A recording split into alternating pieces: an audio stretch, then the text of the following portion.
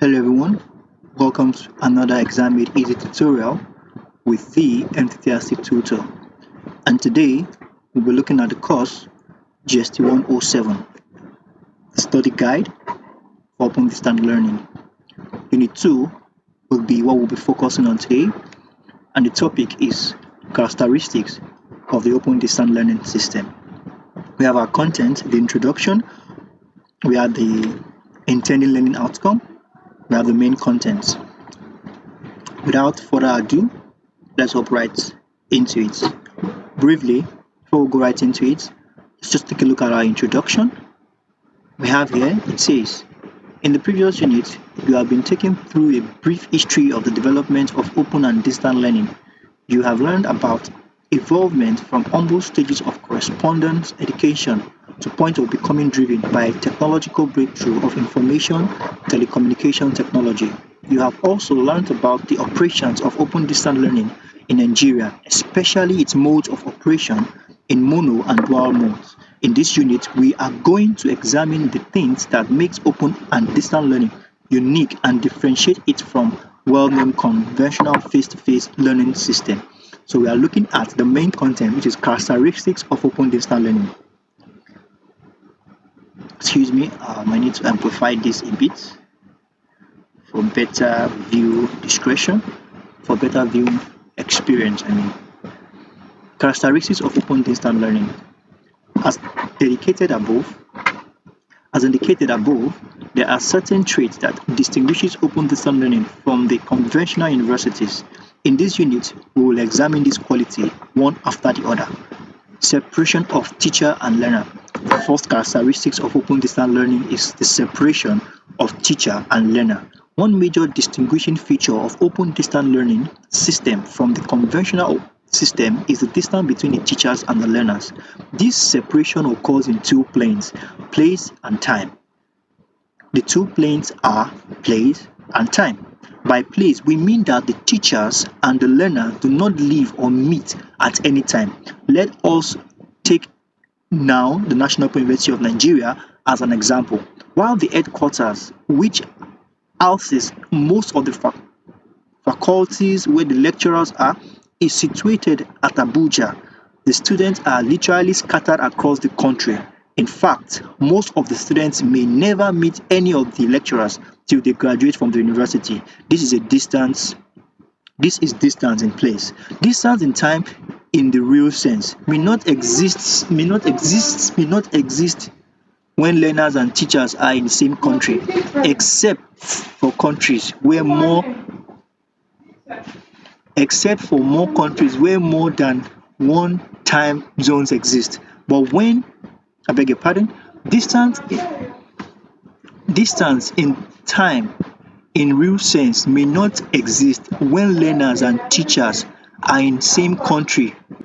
Distance in time in real sense may not exist when learners and teachers are in the same country, except for countries where more than one time zones exist. But when we have them in two different countries, it would exist. Let's take for example, when a student in Nigeria studied masters in industrial design and technology at the Open University of Malaysia, the Nigerian students and other students in Africa are at different time zones from the lecturers and other students at Malaysia. Malaysia is 7 hours ahead of Nigeria. When they are at the office in the morning, let's say by 8 a.m., Nigeria is at 1 a.m. in the early hours of the day. When in Nigeria people are sleeping, distance in time could also occur in study time. Unlike the conventional method of teaching, where students are expected to meet with their teacher at a particular time, in open distance learning, you can study at your pace. Let's assume that you have two now students, Amadi and Gambo,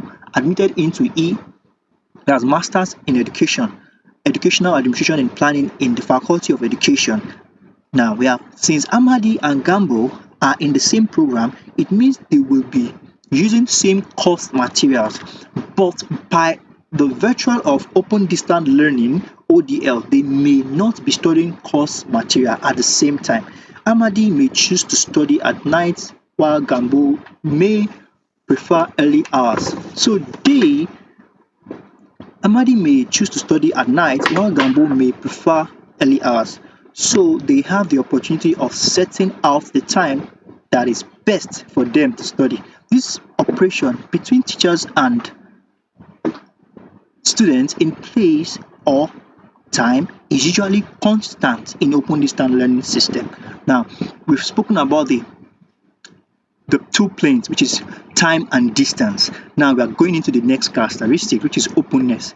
Openness is the key word behind the philosophy of open and distant learning. To make you understand the concept of openness, look at Mishra 2012 explanation of openness. She opines that to open something must to admit that it has been closed before.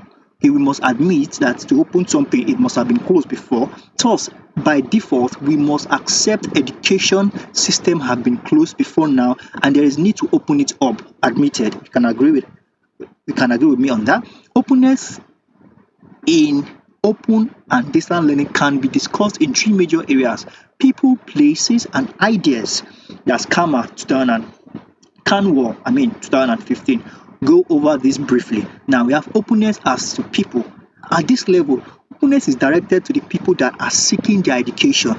It means that access to higher education has to be increased. Sometimes this is done by reducing the rigidity in entry requirements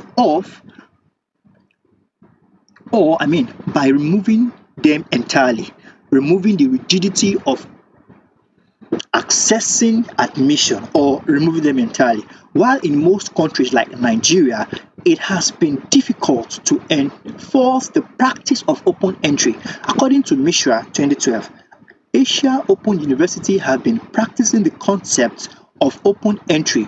Other ideas included in openness as people include provision of opportunity to study subjects of choice to earn a degree as well as time. This would as well as learning at one's pace and time. This will be discussed later when flexibility is being discussed. Now, we've discussed openness in time. Now we discussed openness in people. Openness to people. Now, openness as to place. Openness at this level means the removal of the boundary of educational institution. In open education, it has become the norm that learning does not have to take place within the walls of the classroom in a university campus. In open learning, learning can take place anytime and anywhere. In other words, the learners are allowed to learn where it is most convenient to them, with no regard to the place and time. The philosophy has been given impetus by the use of smartphones that allow students to access their materials in the bus, train, car, or office, and as well as their homes. They can also do this anytime. That is openness as to place. Now we're talking about openness as to idea. In open discussions on openness to idea, Mishra 2012 has this to say: in the field of computer science, the word open connotes free and unrestricted distribution of the source code with rights to create directive works. Translating this to the field of education, it means that educational institutions should also open up their courseware. This led to David Wheeler to coin the term open content in 1998. Open content refers to the educational content that can be reused, revised, remixed, and distributed without violating copyright laws. I believe you know the meaning of copyright when you plagiarize somebody else's work and you convert it into your own work without the person's approval. That is the meaning of copyrights, like copyrights and the likes. Now, these movements eventually led to the birth of open educational resource, that's OER, open educational resource movement, and massive open online courses. Now, that's movements and massive open online courses, that's MOOCs concept. It is important to note that National Open University of Nigeria is a participant of both open educational resources and massive open online courses. Now we're going to flexibility. That is the third characteristics. Flexibility is another distinguishing factor for open distance learning. For Ms. Sigafi, Mapuraga and Chiwanza and Zebron 2015. Flexibility is one of the major benefits of open distance learning. Flexibility too can be examined in three areas. Which are place, time, and pace. That's flexibility. Now, flexibility in aspect of time. There are times when learners would not be available when learning activities will be going on. Through the use of asynchronous learning method, the learners would still go back and participate in what has been taught. Asynchronous here could mean things that is not happening back to back, maybe it's happening now and then. Now, asynchronous learning still open wide the possibility of peer learning and tutor interaction, unlike the conventional system when absence from class makes it impossible to participate again. Flexibility in place. Open learning has made it possible for learners, to learn whenever they are at any point in time. In a research carried out by Nduzu and Niyatanga 2013, I beg your pardon, I'm not so good with pronunciation of name, it was discovered that employed professionals may be removed occasionally as part of their work.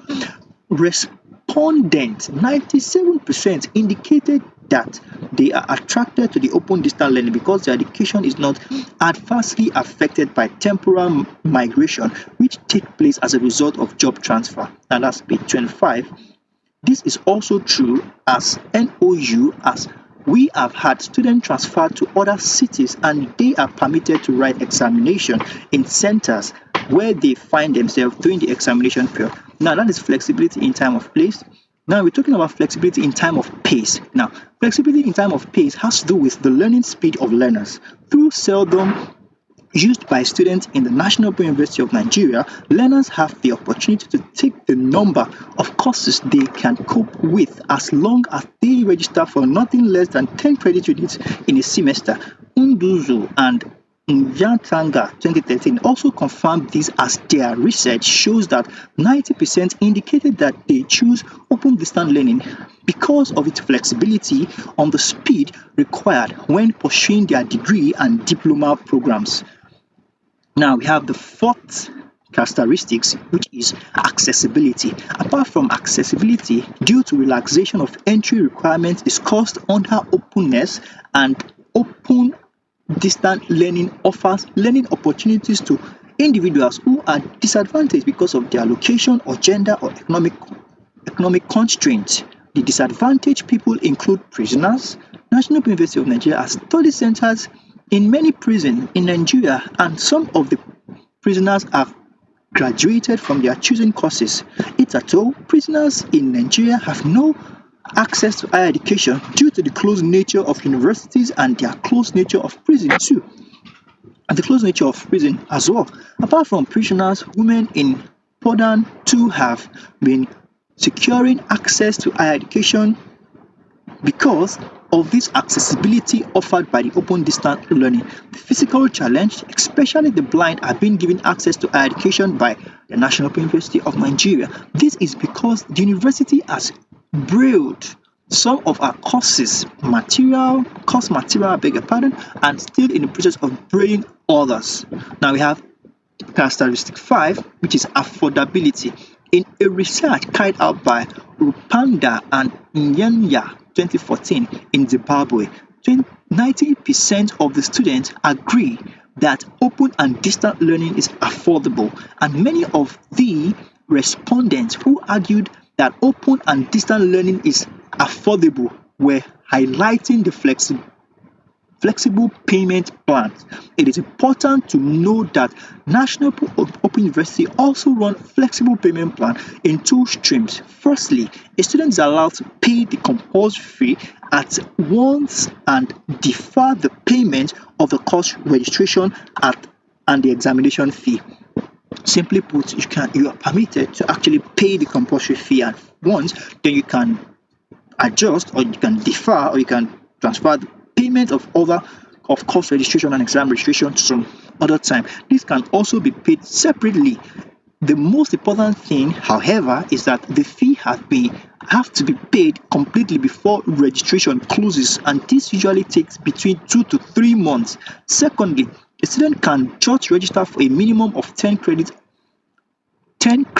hours per semester till it completes all the required credit for graduation. It is also a credit to National University of Nigeria that no other forms of payment are made by students as long as they have paid their fees. No lecturer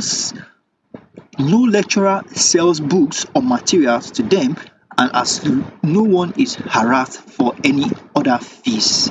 Now, we'll be rounding up the section with just this few paragraphs. Now, referring to the Rupanda and Inyala 2014 research, the remaining term presents that thinks that open distance learning is not affordable. Thinks so because the student still has to budget for traveling from his home to the regional center for tutorials. However, unlike Zimbabwe, Open University now allows tutorials in all centers. Thus, there is no need for students to travel to another. This is good in Zimbabwe. We don't have this privilege in Nigeria. Allows tutorials in all centers. Wow, that is amazing. Thus, there is no need for students to travel to another center for tutorial. Apart from this, National University of Nigeria has many study centers, and students are encouraged to register at the center closest to their home, or office as the case may be, thereby avoiding huge transportation costs. Okay, we'll have to close the curtain. Okay, let's take this quickly before we call it a day.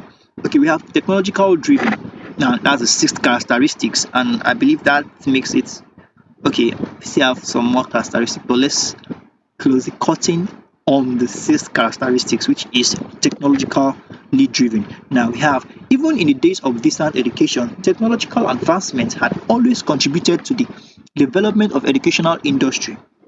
Now, we have also stated in Unit 1 that technological development accelerated the coming of open and distant learning.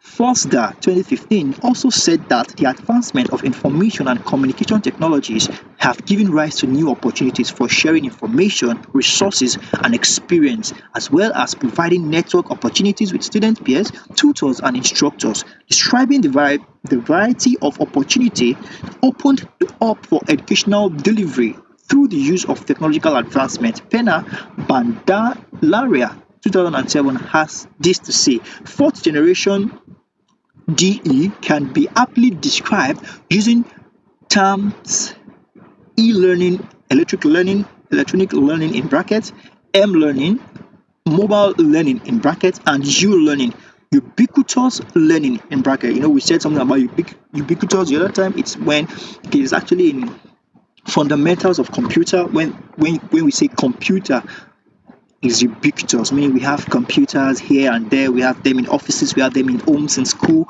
Unlike the first set of computer generations. Now we have the fourth generation can also be viewed as an empowered phase for teachers. The use of ICT help enhance their skills and knowledge. For students, use of ICT enable them to assert more control over their learning environment, especially the how, the when, and the over their learning, and the where, and sometimes even the what they will learn. Both students and teachers now have more flexibility to shape and structure their learning/teaching environment to take full advantage of full participant prior experiences. Now, this dynamic of sharing prior knowledge and skill and conceptualization within the course materials make the educational experience far richer and more conducive to critical and higher order thinking. Though not all these media are available yet in Nigeria, but we'll agree that open and distant learning is technologically driven. So we call it a day. We draw the curtain on the sixth characteristics of open distant learning. Then in our next class, we'll be looking at the seventh, or probably we'll start with a new old chapter. Thank you very much, and I look forward to seeing you in the next tutorial. Bye.